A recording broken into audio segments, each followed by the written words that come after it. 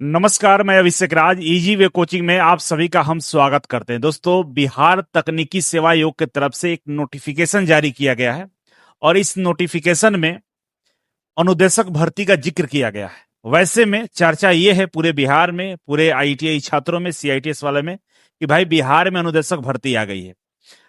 लेकिन इसके बारे में बहुत कुछ आपको हम बताने वाले हैं। रियल में अगर बात करें तो ये अनुदेशक भर्ती आईटीआई जो कॉलेज होते हैं उसके लिए नहीं है।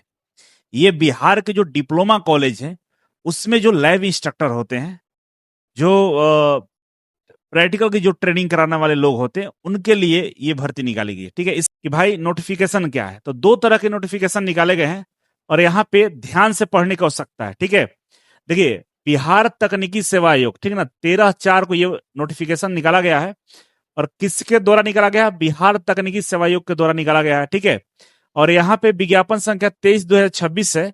बताया जा रहा है कि अनुदेशक है ना, इलेक्ट्रीशियन वायरमैन, ठीक है, और इलेक्ट्रीशियन यहाँ भी लिखा हुआ, अब लिख करके, मतलब इलेक्ट्रीशियन वायरमैन बनिए या इलेक्ट्रीशियन बनिए, बात बराबर है। ठीक है, कह रहा है कि लोक स्वास्थ्य अभियंत्रण विभाग बिहार पटना एवं विज्ञान प्रौद्योगिकी एवं तकनीकी शिक्षा विभाग बिहार पटना अंतर्गत राजकीय अभियंत्रण महाविद्यालय, राजकीय पॉलिटेक्निक और राजकीय महिला पॉलिटेक्निक संस्थानों में, समझ में आ रहा है कि जो अभियंत्रण महाविद्यालय, जो बीटेक कॉलेज हैं, जो डिप्लोमा कॉलेज हैं, अच्छा, महिला जो डिप्लोमा कॉलेज हैं, उसमें अनुदेशक के पद के लिए इलेक्ट्रीशियन वायरमैन, इलेक्ट्रीशियन के कुल 252 रिक्त पदों पर नियुक्ति की जा रही है।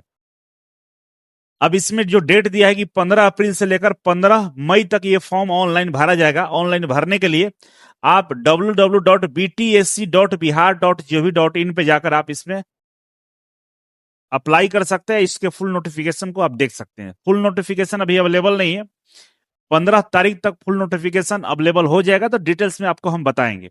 ठीक है, ये एक नोटिफिकेशन ये है। दूसरा नोटिफिकेशन ये है, इसमें कह रहा है कि विज्ञापन संख्या 1426 है, ठीक है ना, से लेकर 2226 तक अनुदेशक के विभिन्न पदों पर नियुक्ति किया जा रहा है। ठीक है, इसका भी फॉर्म 15/4 से शुरू है और 15 मई तक भरा जाएगा, मतलब 15 अप्रैल से लेकर 15 मई तक भरा जाएगा।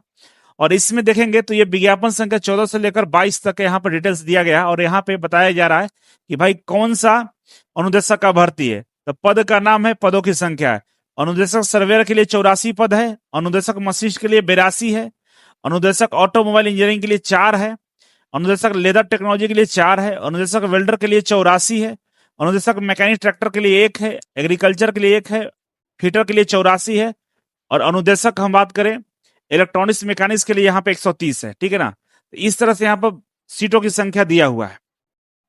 अब बात ये आता है कि क्या जिस तरह से आईटीआई कॉलेजों के लिए अनुदेशक की भर्ती निकाली गई थी, क्या उसी तरह से इसका भी भर्ती होता है? क्या यहाँ पे सीआईटीएस के लिए 30% का आरक्षण रहेगा? क्या इसका सिलेबस पैटर्न आईटीआई से पूछा जाएगा?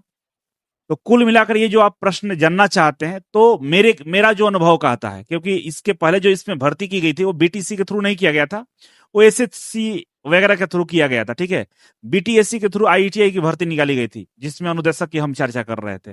ठीक है, तो इसमें किसी तरह का सीआईटीएस का वेटेज नहीं मिलता है।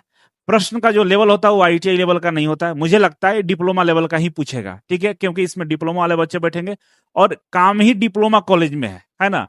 तो कुल मिलाकर ये लग सकता है कि डिप्लोमा लेवल के प्रश्नों को पूछा जाएगा आपसे इंट्रेंस एग्जाम में।